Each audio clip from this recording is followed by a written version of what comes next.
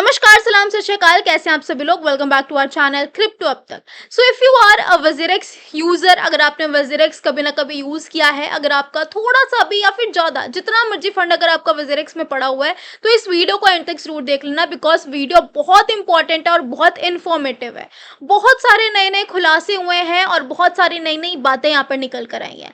आप सबको पता है आज 3 सितंबर है और आज के दिन सिंगापुर कोर्ट अपना फाइनल डिसीजन देने वाली थी, लेकिन आज सुबह निश्चल शेट्टी अपने वजीरेक्स वाले ट्विटर पे एक ट्वीट करते हुए नजर आए कि आज जो भी फाइनल डिसीजन यहाँ पर मिलने वाला था वो फाइनल डिसीजन अब यहाँ पर नहीं मिलेगा। अब पॉइंट आता है आगे क्या होने वाला है। देखो, बहुत ही सरल भाषा में, बहुत ही इजीएस्ट वे में, क्लियर कट एकदम क्लैरिटी आपको मैं यहाँ पर दूंगी। देखो क्या है ना कि अभी जस्ट कुछ समय पहले इनकम टैक्स डिपार्टमेंट की तरफ से, देखो आपके सामने मैंने स्क्रीनशॉट भी शेयर कर दिया है, इनकम टैक्स डिपार्टमेंट की ओर से एक नोटिस जारी किया गया कि जो भी क्रिप्टो इंडियन एक्सचेंजेस इंडिया में रन कर रहे हैं वो सारे के सारे यूजर्स के फंड्स को, यूजर्स के एसेट्स को यूज कर रहे हैं।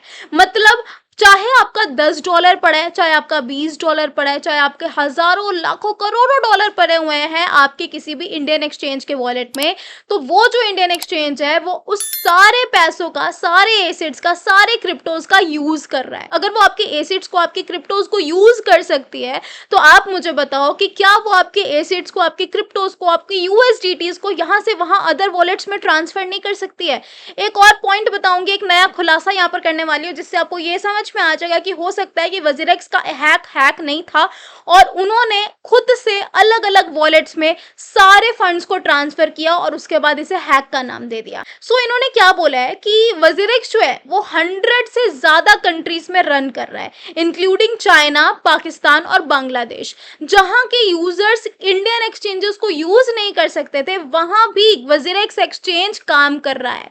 तो कहीं ना कहीं ये तक बोला गया है कि वजीरेक्स एक्सचेंज के थ्रू इंडिया से पाकिस्तान और पाकिस्तान से इंडिया के बीच में कुछ ऐसे ट्रांजैक्शंस किए गए हैं जो कि टेररिज्म को और काफी बड़ा मनी लॉन्ड्रिंग को साबित करता है।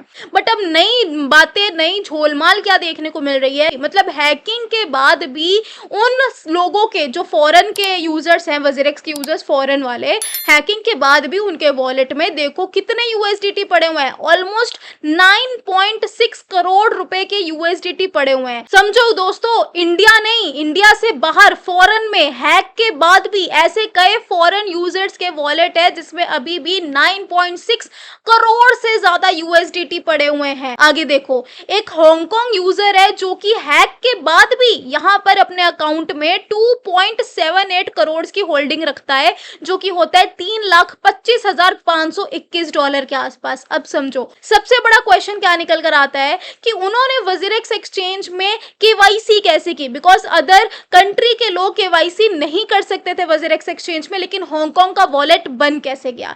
दूसरी बात कि हैक के बाद भी इतना बड़ा ह्यूज अमाउंट उस फॉरेन यूजर के अकाउंट में क्या कर रहा है। तीसरी सबसे बड़ी और सबसे भयानक बात क्या है जिसपे आपको गौर करना चाहिए कि इन सारी जो भी फॉरेन कंट्रीज है ना, सब जगह से सिर्फ हमें 2 से 3, मिनिमम से मिनिमम 2 से 3 अकाउंट्स ही देखने को मिले हैं।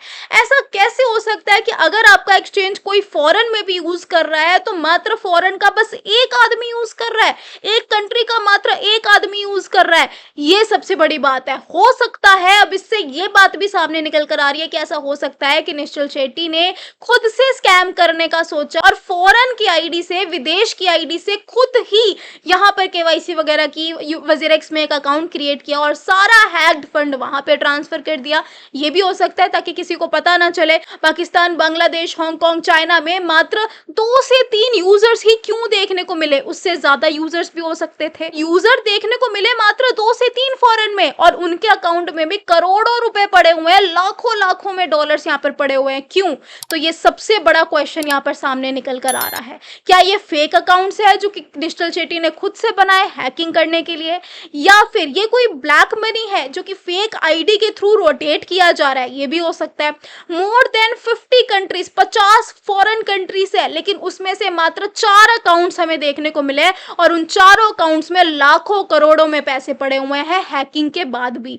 तो ये बहुत ही बड़ा पॉइंट है जो कि सामने निकल कर आया। और जहां तक मैं देखूं कि इंडिया जैसे क्रिप्टो के बारे में बोलता है, क्रिप्टो ये क्रिप्टो वो, क्रिप्टो पे टैक्स लगाओ, 30% टैक्स लगाओ, 18% जीएसटी लगाओ, फिर 1% टीडीएस लगाओ, इतनी सारी चीजें आप क्रिप्टो पे कर रहे हो भाई। लेकिन आपको हमारे इंडिया में हुए लाखों करोड़ों रुपए का नुकसान, हमारे लोगों का, हमारे आपके इंडियंस का, लाखों इंडियंस का, करोड़ों इंडियंस का जो करोड़ों में नुकसान हुआ है, और जिस एक बंदे ने किया है, कि आपको वो नहीं नजर आ रहा? स्कैम तो इंडिया में ही हुआ है, तो गवर्नमेंट की नजर इस पे क्यों नहीं जा रही है? ये भी सबसे बड़ा पॉइंट है। आपको क्या लगता है इसके ऊपर जरूर कमेंट करना। रही बात कि आपको आपका पैसा कब तक मिलेगा, आपको आपका रिफंड कब तक मिलेगा, तो सबसे बड़ा पॉइंट है कि डिलेस होते जा रहे हैं डेट्स में, कोर्ट कोई भी फाइनल डिसीजन नहीं दे रहा है। और सेकंड पॉइंट ये है कि बाइनेंस वजीरेक्स जेटाई के बीच के जो भी कॉन्फ्लिक्ट्स हैं, वो सब कुछ जब तक सॉल्व नहीं होगा, सारी चीजें अप्रूव नहीं करेगा, तब तक आपका कोई भी फंड आपको नहीं मिलेगा। और तीसरा सबसे बड़ा पॉइंट है कि अगर ऐसे ही डिलेस होते चले गए तो हो सकता है कि 2030 तक ये सारी चीजें टल जाएं। अगर 1 साल 1.5 साल में आपको आपका पैसा नहीं मिला, तो आप क्यों ये उम्मीद लगा के बैठे हो कि अगले 2 साल में भी आपको आपका पैसा मिलेगा? I know this is very bad time, ये बहुत ही टफ टाइम है हम सब के लिए, आपके लिए। बट वही बात है, आगे 2-3 महीने में काफी बढ़िया मार्केट रहने वाली है। इन सब चीजों से साइड हटो, और जितना लॉस हुआ है आपका वजीरेक्स में, उससे बड़ा आप यहाँ पे प्रॉफिट बनाओ। मिलते हैं नेक्स्ट वीडियो में। Till then bye bye, take care.